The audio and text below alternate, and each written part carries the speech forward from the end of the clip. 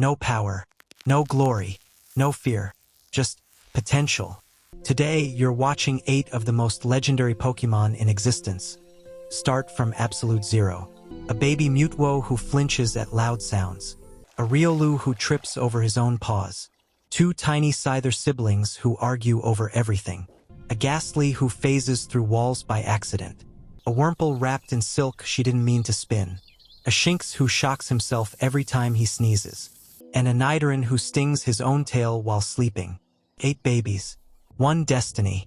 And 1 ending nobody sees coming. Let's begin. Mewtwo sits on a wooden desk, staring at a pencil. He tries to move it with his mind. The pencil rolls 1 inch. He looks incredibly proud. Riolu is in the garden. He's practicing punches on a flower. The flower wins.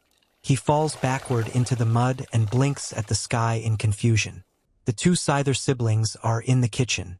One tries to slice a tomato. The other gets jealous and slices the cutting board in half. They stare at each other, then at the cutting board, then away. Ghastly floats near the fish tank, trying to scare the goldfish. The goldfish stares back. Ghastly retreats. The goldfish wins. Wurmple is on the windowsill, tangled in her own silk. She looks at the camera. She looks back at herself. She sighs in the most dramatic way a bug can sigh. Shinx is near the lamp. He sneezes. The whole room goes dark. He sneezes again. The lights come back. He decides this is funny and keeps going. Nidoran is in the corner, chewing on a cactus. He stings the cactus. The cactus does nothing. He stings it again. He's very committed. These 8 tiny disasters are going to change everything. The narrator gets to work. For Mewtwo, a sleek white chamber, floating crystal shelves, soft blue lighting, a hovering orb that spins when he focuses on it. He enters slowly, touches the orb. It spins. He almost smiles. For Riolu, a training dojo, bamboo walls, punching post, a small stream nearby. He runs in, punches the post, and yelps. His paws are too small. He sits beside the stream and watches the water instead. For the Scyther siblings, a jungle gym made of reinforced steel, logs to slash, ropes to cut, a tire swing neither of them will share. They immediately fight over it. For Ghastly, a haunted miniature library, dark shelves, glowing candles, a rocking chair that moves on its own. He floats between the books and looks genuinely happy for the first time. For Wurmple, a garden dome, leaves, branches, soft soil. She begins wrapping a leaf immediately, slowly, peacefully, like she was born for this. For Shinx, an outdoor pen with rubber-coated walls. He runs in circles, sparking with every step, and looks absolutely thrilled. For Nidoran, a rocky mountain corner, boulders, dirt mounds, sharp weeds. He digs immediately. He's already home. 8 habitats, 8 personalities. Mewtwo gets ultra-rare blackberries served in a levitating dish. He doesn't eat until they float to him perfectly. He has standards. Riolu eats orange berries 1 at a time, chewing with intense focus like every meal is training. The Scyther siblings eat the same food but from opposite sides of a long branch. They refuse to sit together, but they always finish at the same time. Ghastly absorbs dream mist from sleeping Pokémon nearby. Silent, peaceful, a little creepy. Wurmple eats leaves, slowly, methodically, before spinning a little more silk each night. Shinx gets charged berries. High energy. He eats 3 and immediately runs into a wall. Nidoran eats pecha berries and raw roots. He eats fast and falls asleep even faster. Weeks passed.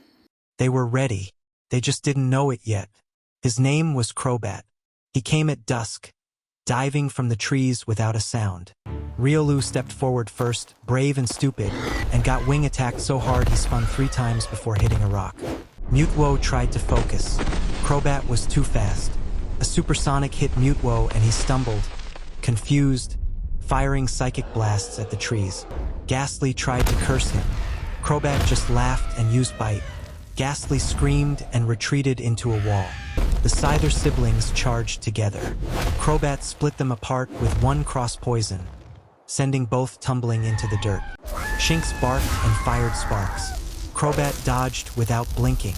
Nidoran charged, got flicked aside like a pebble. Wurmple, still in her cocoon, shook quietly in the corner. Crobat hovered, looked at all of them, made a sound like a laugh, then flew away. Riolu punched the ground once. Just once. The narrator whispered, "Remember this feeling. You're going to need it. No more playing." Mewtwo meditated for 6 hours straight, pushing pebbles, then boulders, then trees. On the 7th hour, a Fiero dive-bombed him. His eyes snapped open, pure white light, and the Fiero froze midair. Mewtwo didn't just evolve. He unlocked something deeper. Riolu trained until his fists bled. He fought a Mach-Hop in the forest. Lost twice. On the 3rd round, the Scyther siblings raced through obstacle courses, sharpening blades on mountain stone. During a battle with a wild Heracross, the older Scyther took a hit protecting his sibling. In that moment, both evolved.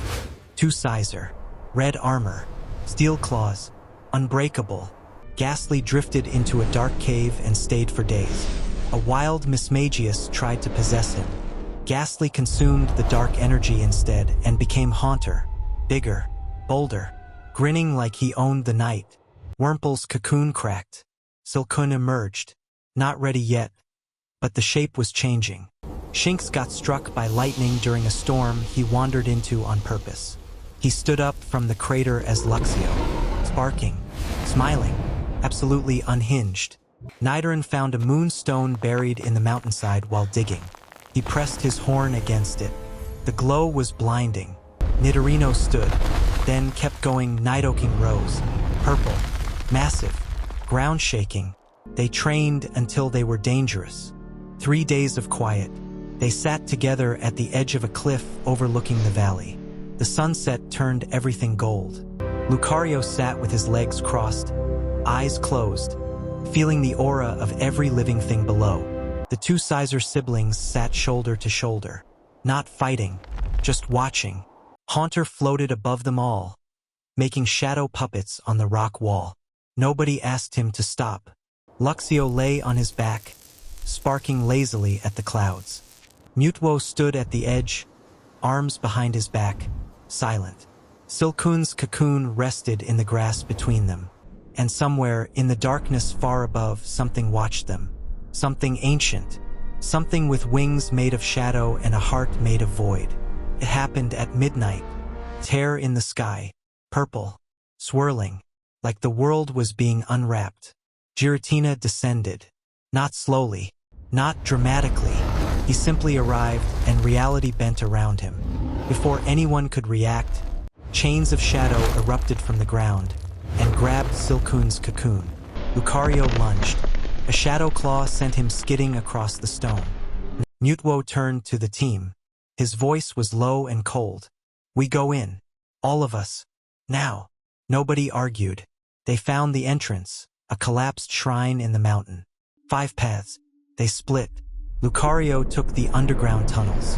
A wild Steelix ambushed him in the dark. Lucario fought blind, using only aura.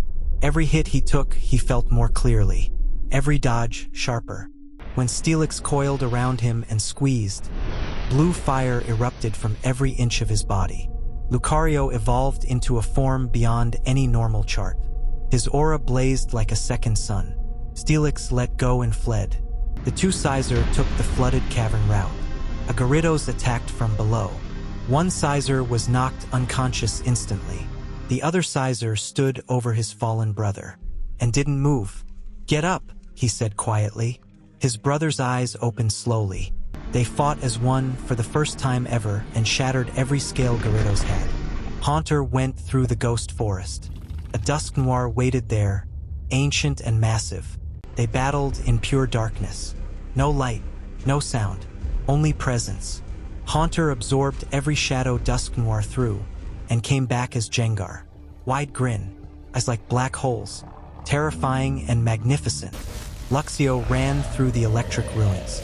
A Magnezone and Electrode ambushed him together. 2 against 1. He was losing. He was always losing until he stopped running and stood still. He let every bolt hit him, absorbed it all, then released it in a single pulse. Luxio became Luxray, dark fur, golden eyes. He burned through both of them without blinking. Nidoking took the open battlefield. A wild Rhyperior blocked the path like a mountain. They clashed for 20 minutes. Ground split. Rocks flew. When Rhyperior's horn pierced Nidoking's shoulder, Nidoking grabbed him by the horn and threw him across the field. He kept walking. Mewtwo walked alone through the final corridor. An Alakazam emerged. Powerful. Precise. Mewtwo barely stopped walking. One blast. Clean. Alakazam was gone. Mewtwo reached the inner chamber and waited for the others. They reunited in silence. Gengar, Luxray, Nidoking, Two-Sizer, Lucario, Mewtwo, and in the center of the chamber, floating above a cracked stone altar, was Silcoon's cocoon, pulsing, almost ready. Giratina filled the room like a storm. 6 wings, 6 legs, a body that shouldn't exist in this dimension. You came, Giratina said. Brave. Foolish. Lucario moved first. A bone rushed straight at Giratina's chest. Connected. Giratina didn't flinch, but it connected. The Two-Sizer launched from opposite sides, X-Scissor in perfect synchronization. Both blades hit. Twin explosions of steel light. Gengar unleashed Shadow Ball after Shadow Ball, cackling wildly, forcing Giratina back 3 steps. Luxray fired a thunder that shook the ceiling. The whole room went white for a second. Nidoking grabbed a stalactite from the ceiling and hurled it. Giratina swatted it away, then slammed into the team like a freight train. Everyone flew. Everyone hit walls. Lucario coughed. Stood. One beam of combined energy. Giratina roared. The chamber exploded. The dust cleared. Giratina was gone. The cocoon cracked open. Beautifly emerged. Wings perfect, glowing softly in the dark room. She blinked, looked around, looked at the team, and smiled with every color of her wings. The team exhaled. They laughed. Mewtwo's expression changed. Not to relief, not to joy, to something cold. Something that had been hidden for a very long time. I was never on your side, he said quietly. Nobody moved. Lucario's aura spiked. Giratina promised me something none of you could give, Mewtwo continued. Power without limit. A world without weakness. I was his inside agent from the start. Lucario threw himself forward, and Mewtwo hit him with a full psychic blast before he crossed half the distance. The Sizer charged. Mewtwo suspended both of them mid-air, squeezed, and threw them into opposite walls. Gengar vanished into shadow. Mewtwo froze every shadow in the room with a pulse of psychic light. Gengar materialized and hit the floor. Nidoking, last one standing. He charged low, horn glowing, shaking the ground with every step. Mewtwo didn't move. He let Nidoking get close. Then, quietly, he reached into Nidoking's mind and shut everything down. Nidoking collapsed. Beautifly screamed.